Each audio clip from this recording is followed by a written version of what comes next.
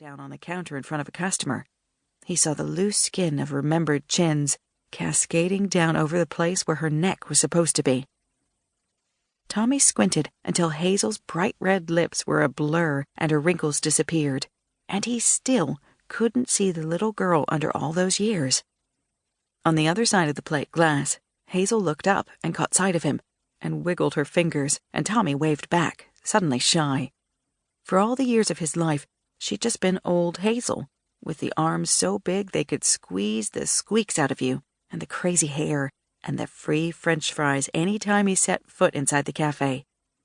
But ever since Grandpa Dale had told him the story of how 4 corners became 2, Hazel had seemed like a different person, an exotic and interesting stranger who'd watched her own daddy burn to a cinder. He heard the old Ford pickup when it was still a good quarter-mile behind him, and he trotted his bike onto the shoulder close to the trees and looked around frantically. "Come on, boy! Come on, where are you?" The pup was an early birthday present, little more than a black and tan fluff ball with 2 long ears and 2 big feet, and a penchant for wandering. The dog had absolutely no sense when it came to cars.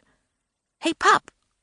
Tommy laid down his bike and squatted, peering into the trees that marched nearly up to the tar across the road from the cafe and the gas station. There were ghostly tendrils of morning ground fog still hugging the trunks, and he dearly hoped the pup would come out on his own, because Tommy didn't want to go in there after him. It looked like a scene from one of Saturday night's creature features, when mist started floating around crooked graveyard tombstones, and you just knew something bad was coming any minute. It startled him when the pup came bounding out of a dew-speckled fern bank and jumped into his arms, grinning. A wet, busy tongue found his ear and made him giggle, just as the battered white pickup topped the rise that dipped down into the town. "Hold still, you squirmy worm," he said, as he hugged the pup close to his chest as the truck passed slowly, then turned left into Grandpa Dale's station. Tommy's mom leaned out the passenger window and crooked her finger at him. The pup galumphed after him as Tommy pedaled across the road to the station. Halfway there, the oversized feet tangled and set the pup tumbling like a fuzzy roll of black and tan yarn. He scrambled upright, shook his head, then sat down abruptly on short, crooked haunches and let out a plaintive yip. Jean Wittig watched out the truck window, shaking her head. She was a pretty blonde woman with fair skin, just beginning to show the cruelties that the sun inflicts on a farmer's wife. "You need to watch that pup on the road, remember?" Tommy screeched the old bike to a halt next to the truck and looked up at his mother.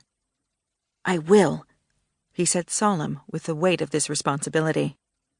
"We might be late, so remember to help with the milking and anything else Grandpa Dale asks you to do. What are you grinning at?" "Nothing." "Think we're going birthday shopping, don't you?" "Uh-huh." Harold Wittig leaned forward and peered past his wife out the window at his son, affecting surprise. "Somebody's having a birthday?" Tommy's grin widened. "Hell, we're just going to Fleet Farm to pick up some new parts for that old milker." "Don't say hell in front of the boy, Harold." Harold rolled his eyes and got out of the truck to pump gas. "Here, Tommy." His mother handed him a $1 bill. "Run over to Hazel's and get us 2 donuts for the road, those ones with the jelly filling." "Hey, Mom, did you know that Hazel watched her daddy burn in a big fire a long time ago?" "Oh, Lord, Harold." "Wasn't me. Talk to your dad."